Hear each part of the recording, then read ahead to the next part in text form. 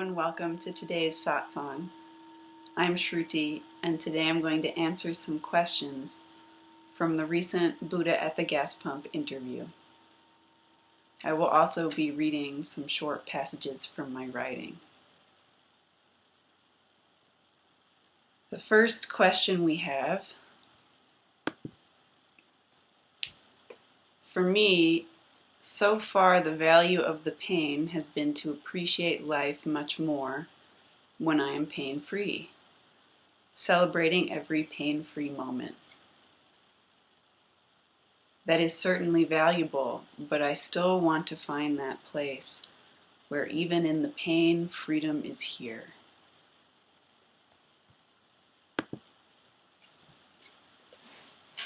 Thank you for this wonderful inquiry. For me, this is the highest value of any type of pain. Is the opportunity to find the freedom that does not have any condition.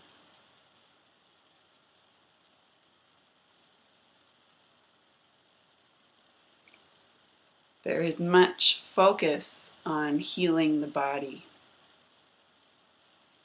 And like this person says, it's certainly valuable and more comfortable to be in a healthy and a pain-free body. And if you are pursuing healing, you will likely need different types of help and healing along the way.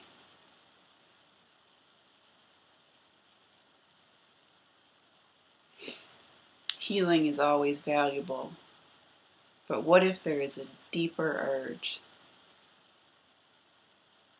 A deeper longing to find a place that has never been broken, never been hurt, never been sick, and doesn't even need healing.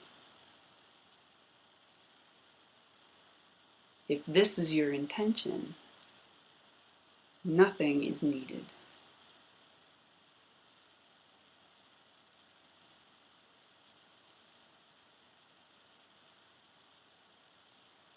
You already hold all of the tools for who you already are.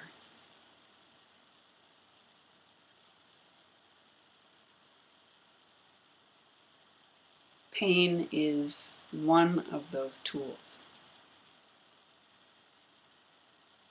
And like I often write, it is a tool to let go.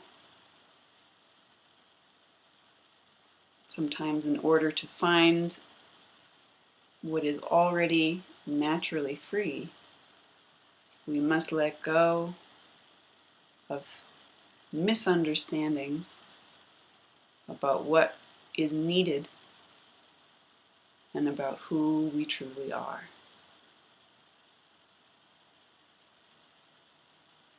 I often point to Sri Ramana Maharshi, who did not awaken by pursuing healing for his body.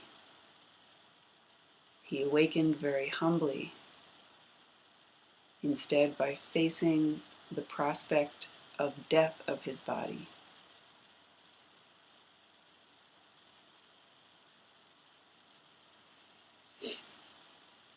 In his awakening,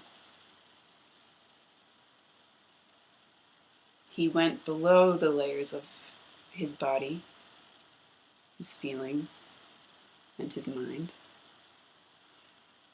He said that absorption in the self continued unbroken from that time. Other thought might come and go, like the various notes of music, but the I continued, like the fundamental Shruti note, a note which underlies and blends with all other notes. This fundamental I that continues unbroken is what I point to using chronic pain. Indeed, even in other traditions, we often find that some of the deepest awakenings are not because of spiritual health and healing even. The Buddha began his path because he witnessed illness, old age, and death. And these darker parts of duality disturbed him. And so we come to this deeper longing that even if the pain continues, to know the freedom that is here as no difference. Pain is God's tool to let go of the personal in favor of the eternal.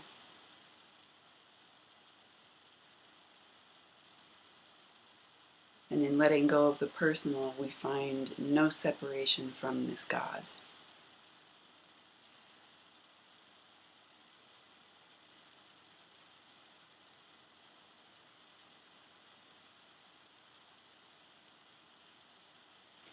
I would like to read a short passage from my writing.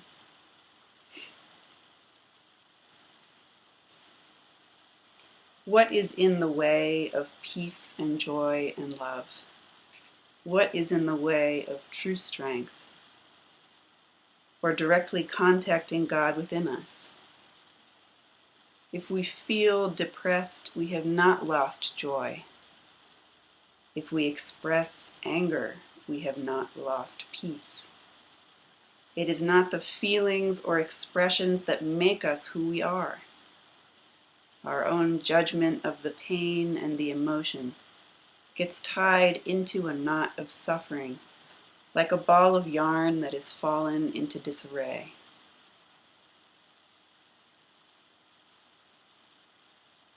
In my experience with this illness, I believed at first that the tangled knots of pain and depression were barriers to my own peace. I thought that these knots kept me from feeling real happiness, and that if I could just untie them, then I would be always smiling. When I instead expressed the sorrow they contained, I felt that I had failed. But the knots are not the trouble, nor is the expression. It is that when this ball of yarn is our whole experience, we become overly concerned with the size of its tangles.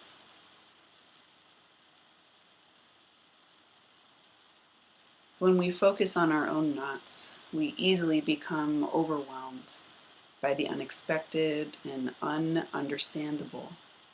We take it upon ourselves to solve all of our problems, and we meddle too much, which tends to create tighter, thicker knots that we no longer know how to untie.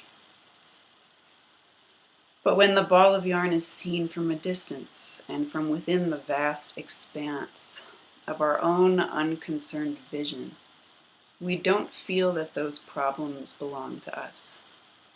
We see the knots, but no problems. And this relaxed view tends to keep all of those strings in place. There was a time when the emotional distress from the constant pain would take me on long walks through the swampy marshes near where I lived.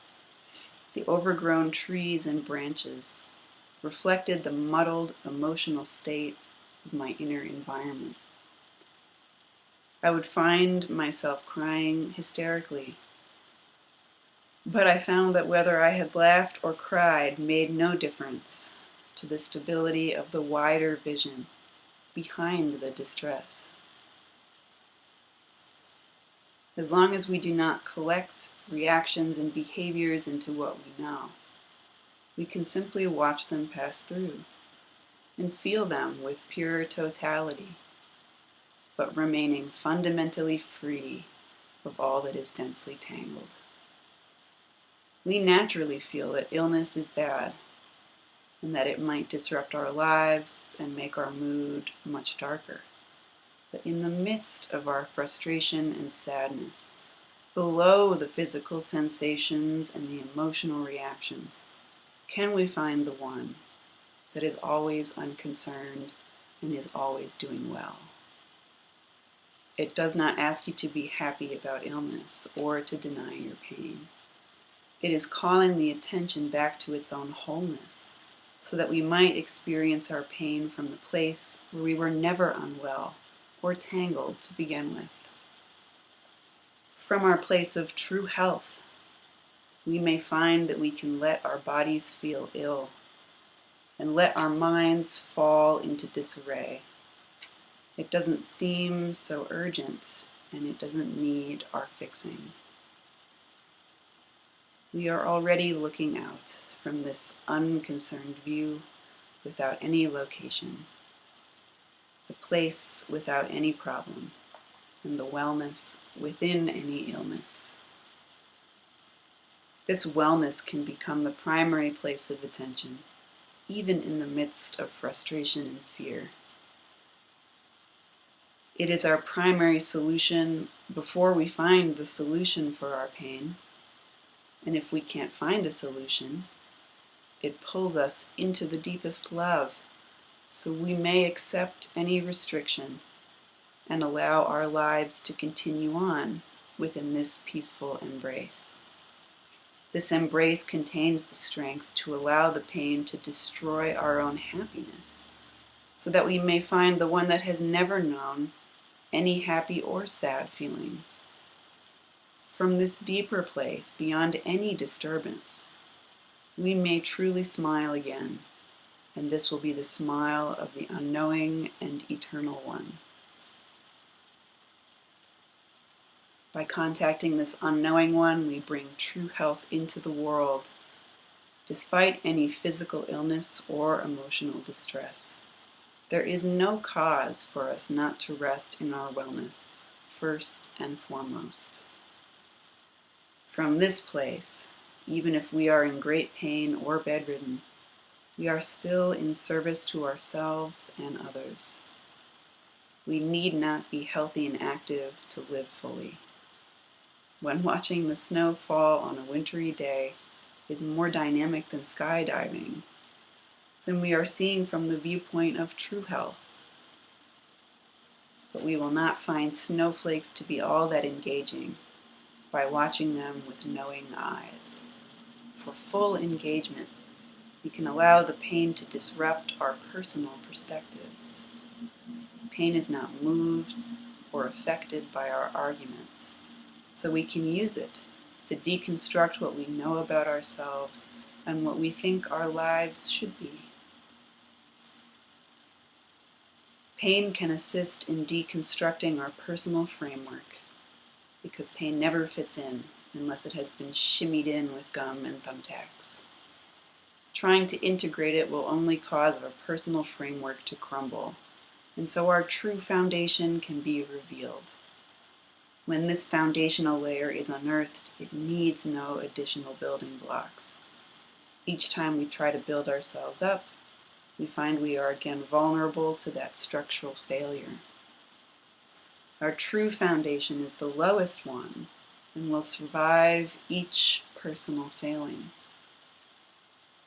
We can choose to place our attention upstairs in the attic of the mind, where we store dusty baskets of old pain and tangled problems. Or we can let our personal failings destroy all buildings and frameworks, revealing the unconcerned viewpoint that is our constant being at ground level. Unlike a physical foundation, it is not hidden, because nothing was ever truly built upon it. It is not rigid or fixed in stone, and yet it is so solid that it can never be moved. Its vision is rooted in expansiveness, and it can never become obscured, because it is even wider than what is invisible.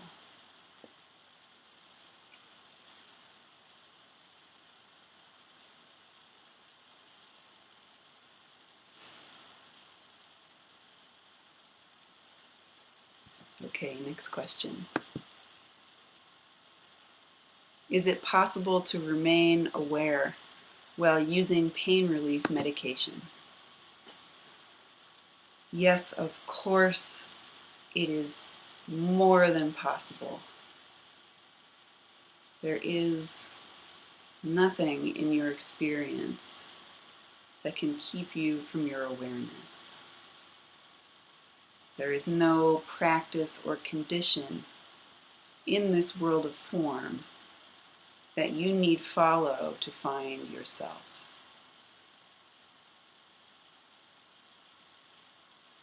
My story and my teachings about extreme pain are from times when these pain relief options were not available.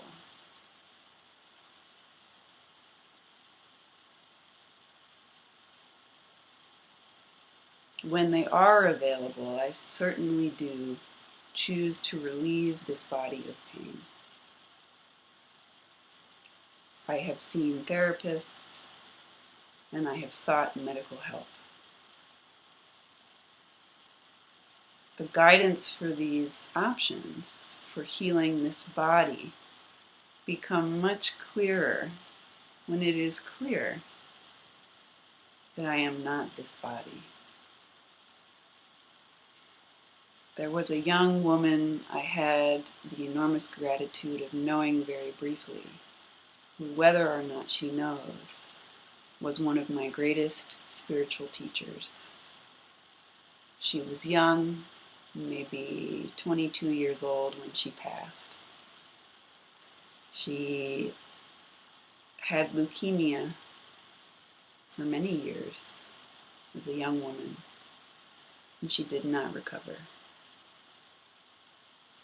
But when she passed, before she passed, with such grace, with such love, with such wisdom, she said, "But my body is just a body."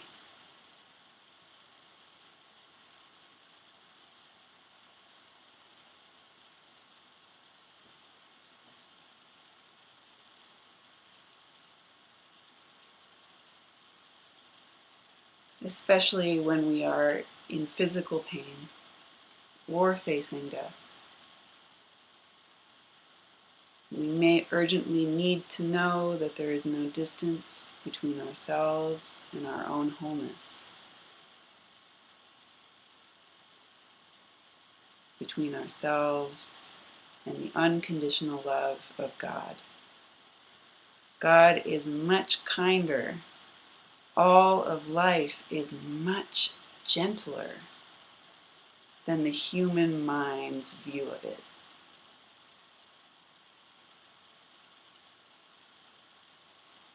This passage I read touches upon our own tendency to believe the judgments that the mind offers us about pain and illness and death. But funny enough that pain can be used to cut through these judgments so that we are relieved of the shame of those judgments that do not belong to us. In terrible pain or at the moment of death, these judgments will not come with you. They belong to the world of thought and body and feeling. And thought and body and feeling we must transcend.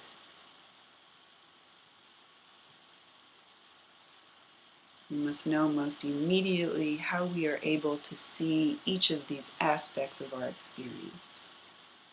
To see them, we must be separate from them.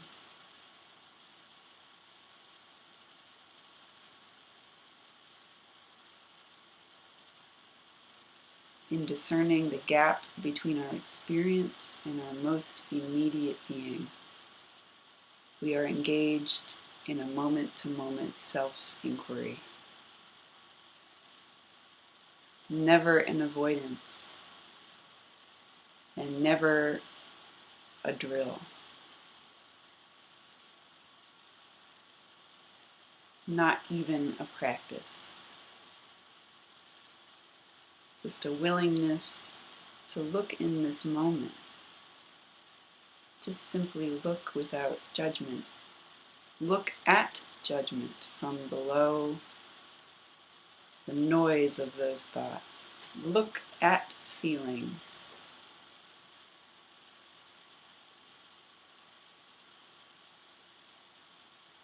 How can we see sensation?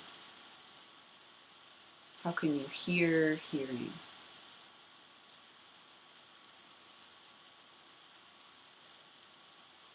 Pain medication, pain, emotional distress, any experience belongs only in these layers. Let the layers play the way they play. You see from the place beneath them. Nothing is required to remember again in each moment where you see from.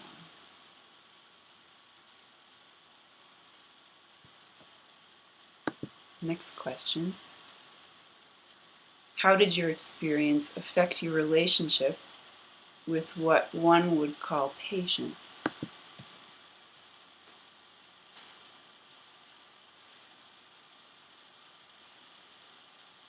Certainly in difficult experiences, patience is cultivated. Tolerance is cultivated. Kindness becomes a priority. Love is the most valuable. But even patience is too much for this, because patience implies me and it implies time.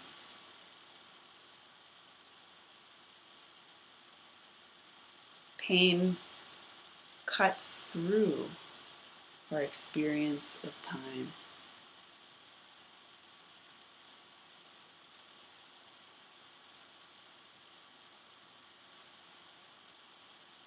And so it cuts through even the need to be patient in time. Reverence is not patience. And yet reverence that is revealed in great pain, a nearly continuous reverence, is arising up from what is recognized as timeless in you. Always we look from before time. We look at time.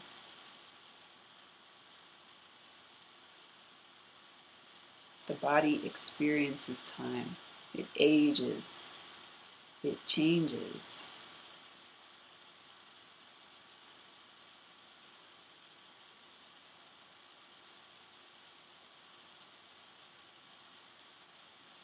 But you are always without time.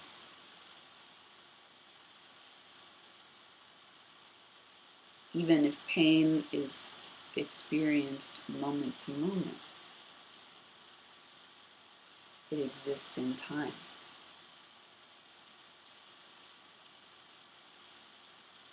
The suffering of pain does not exist, even if pain continues. If we remain willing to see from what is timeless.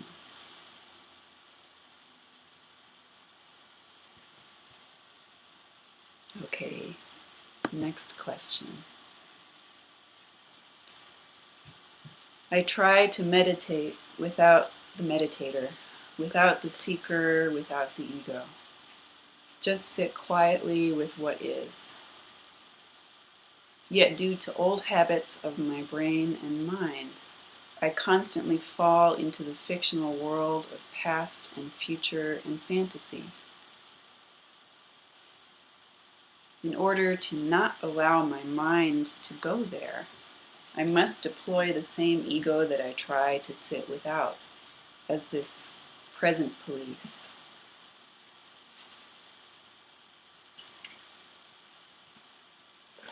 My mind is so tricky, conjuring ways to slip into its endless stories, and I have to use what feels like a military sergeant style of discipline. As my fantasy world is always ego-based, it feels strange, almost funny, to use the ego to shut itself down.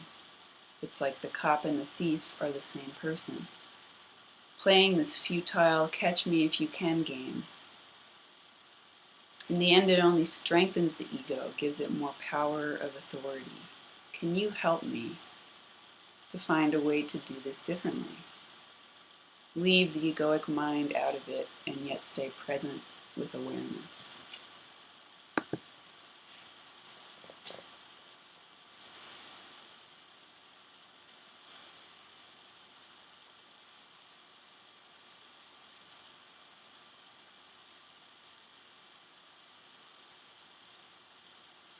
The answer is embedded even in the question.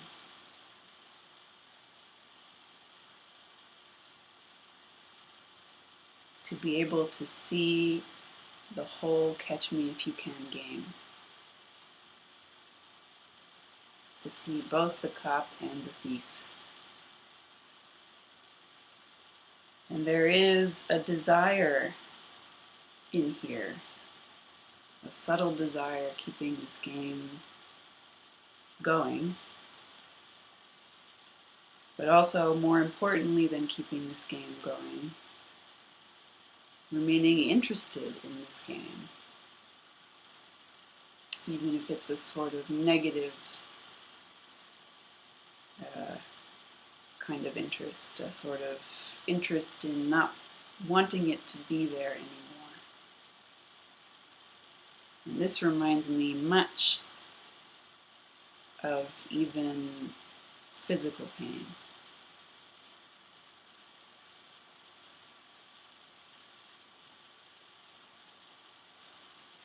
Sometimes the subtle desire,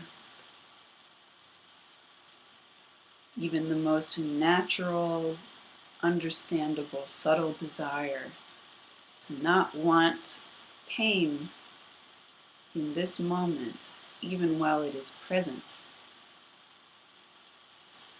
is a very subtle resistance that is a suffering. Like physical pain, this game of cat and mouse, this cop and thief game, does not belong to you.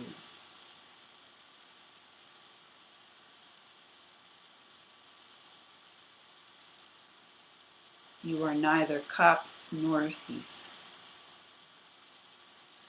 You do not need to engage with this play.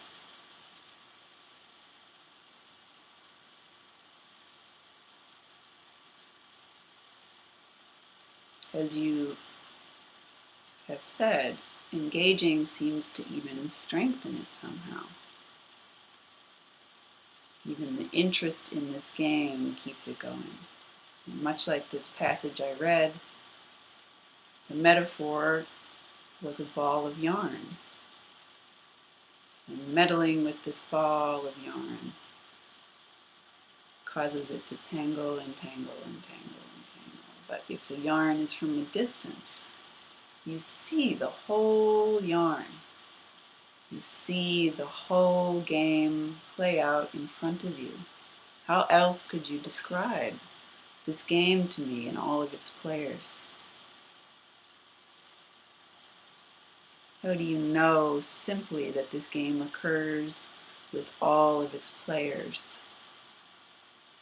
Who are you to know the players?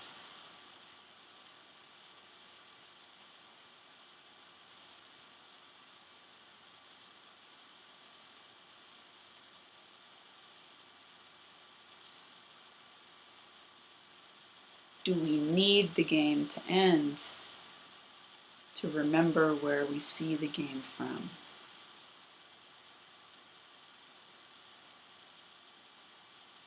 To heal the game, to analyze the game, to fix the game, we will feel we need something.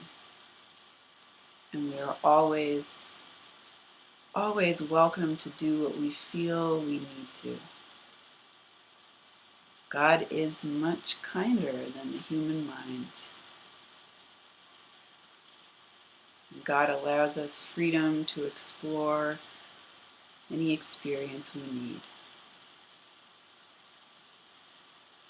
But God is also so kind and so simple that we need nothing to remember the place where we don't need. God's love that needs nothing, that requires nothing. It does not require any healing. It does not require any change. It does not require any ending. The ending is your interest. You have the power of attention. And even if you feel caught that your attention is transfixed by this game of suffering, still you have the power to know the source of that attention, to remain as the source even of your attention.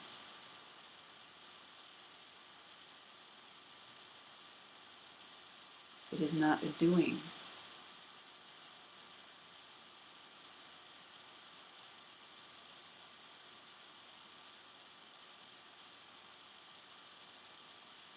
Simply, we are reminded by our circumstances.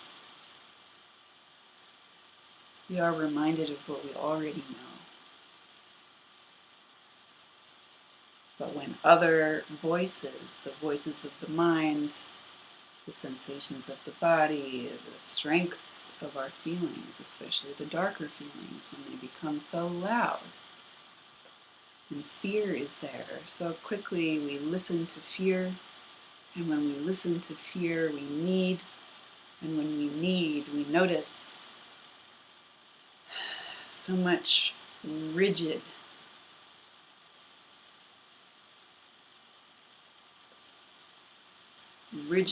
harsh views of what life is. So many rules we put in place because of fear. And fear because we experience pain and it is bad. And perhaps we do not have the tools or encouragement to know what is deeper than fear at that time.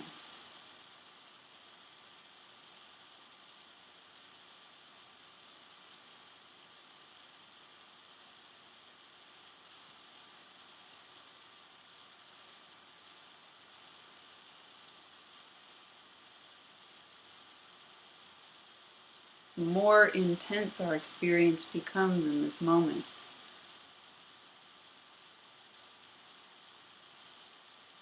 the more present we can become to meet it. The less time we will have for doubt and questioning. The less time we will have for judgment. The less time we will have to look outside for an answer when we are the result of any answer. And this result can meet any fear, any difficulty, even overwhelm. You can meet total overwhelm from your being that cannot be overwhelmed. It cannot be overwhelmed because you do not exist in form only. This form that becomes overwhelmed is temporary. And always you see the edges of even your own form. Which is more valuable? The hidden value of not knowing is the name of my book. Which is more valuable? I describe these experiences of extreme pain when everything, every aspect of experience can be removed from you, can be taken away from you. Your body can be taken away from you. Your thoughts can vanish. Your feelings can dissipate. And you will remain here in this moment, aware of their leaving, simply aware that they are not there anymore, and yet you are still here to notice that. You are here to see breathing. which you do not control. You are here to see eyesight, which you also do not control. You can see attention move, and when it's left to wander, it is on automatic.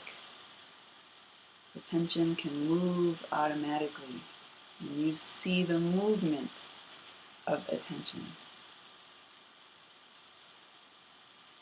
And if your consciousness is failing, and if eyesight is going dark, and if even conscious awareness is leaving you, you remain here aware of its leaving. Aware of the loss of conscious awareness, and yet you are deeper than even this human consciousness. All aspects of this person that fail, and you remain behind what is personal and behind this person. This person, this expression in this world. Where is the source of this person? Will the source come to an end as the person is failing? How does this young woman whose body is failing say, my body is just a body? Still so much in culture, the young woman is defined by the body. And this beautiful young woman says, but my body is just a body. And what does that make her? Is it still her?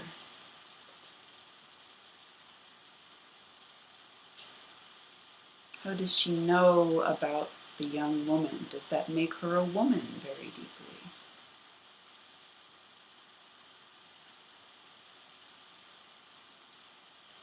How deeply can we challenge our notion of person and personhood?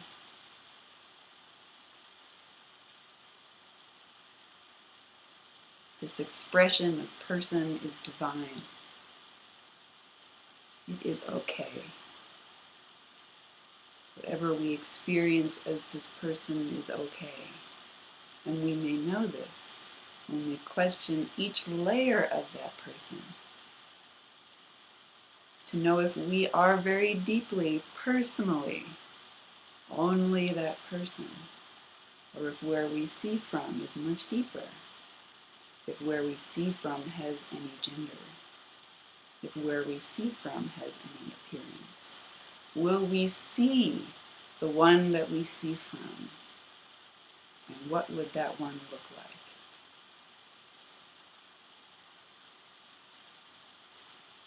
I would like to close by reading another passage from my book.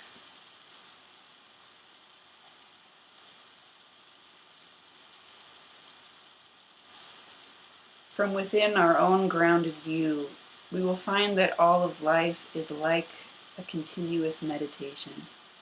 This not knowing perspective is not a salve that we use for healing and then discard in times of better health. It is more like a diet or a lifestyle change than a temporary pill. The temporary pill option will come to an end, but this continuous living of the ongoing not knowing is the prayer and the true healing. We can certainly try to use our practices the other way, like this pill, to improve ourselves in order to live a better life, and this may work, but temporarily. We may rest without thought for a bit of time in order to pick up the healthier, clearer version of the mind again. But it is temporary because the knowing mind is the chronic illness. And so the health and clarity will not last forever. It is living as the perspective of the unknown that is the day-by-day health and healing. Like recovering physical health, recovering a true perspective is also a healing process. We are never squarely in health or disease, but on a continuum. And along this continuum, old behaviors and thought patterns may rise up within this quiet emptiness, like an old wound looking for attention. Like an itchy rash, they are very tempting to scratch, but it will only make them fester. Within the emptiness we have revealed, they may arise with more density, maybe more intensity than before, and there will be times of more or less discomfort. But as the acute ups and downs of this process level off, we still will not find a stasis. True healing is not found by creating a stasis for our bodies and minds. It is the freedom from them. This most simple freedom then has the power to break through the complexity of other addictions, overturn thinking patterns, rewire emotions, and redraw our lives. This does not mean that our lives become pain-free or flatline calm, or that we need to become super healthy people. It means our inner vision is healed by resolving it within its primary source. The return of attention to its source can be accomplished by taking all of our pain and personal intensity and funneling it back to where it arose from in the first place, moment by moment.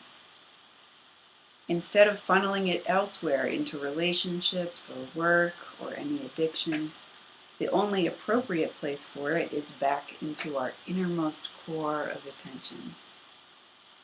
The real chronic illness stems from when we learned to look outwards instead of inwards, and we became disconnected from the core of our vision.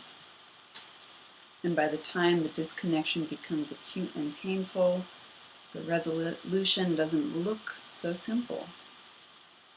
The mind seems to have taken root within our center. It says, I have seen life and I know how to deal with it. And its chronic activity conceals our clearest perspective. The chronic activity of the mind is like drawing with a piece of chalk on a blackboard. And when we cling to what we know, we believe we need to draw the content of our lives. We live as those drawings and we must protect and preserve them. We may make many intricate drawings appear on the board of life, but in practice they are always erased. We are chronically ignoring this clear blank surface, focusing only on the stories that we are drawing and redrawing anew. But if we drop into the core of our inward vision, we fall back to the source of those drawings and begin to see from the clearest blank slate. This smooth surface of the present moment is always free from the ever-changing quality of the drawings of our mind. The core of our inner vision is the most simple permanence, and all of our chronic concerns stem from the need to keep up with the complicated content of those drawings. But our true vision doesn't mind the shape the drawings take. They are always transient, unlasting, quickly and easily erased. We can remedy this most basic inner disease when we stop drawing, in order to reveal the one who remains undrawn. This one we cannot watch or see, but within ourselves we can look with our attention turned so far in that it turns out, rebounds into itself, and knows it is the only one that exists.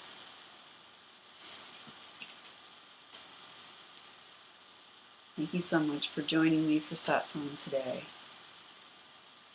I do hope in the near future we can offer live satsangs and answer some of these questions in person together.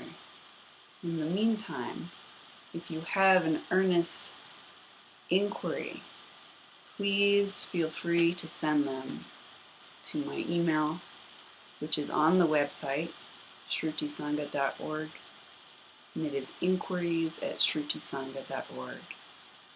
Even if we are unable to answer all of these emails, we are reading each one of them in gratitude. In order to stay informed about upcoming satsangs, you can also subscribe to this channel or join a list on the website as well. I do recommend, especially if you feel moved to send an inquiry, to read this writing, because I feel it is my deepest offering. If I were not coming back tomorrow in this form, if there were no consequences in form to what I have to offer, this writing is everything I would say.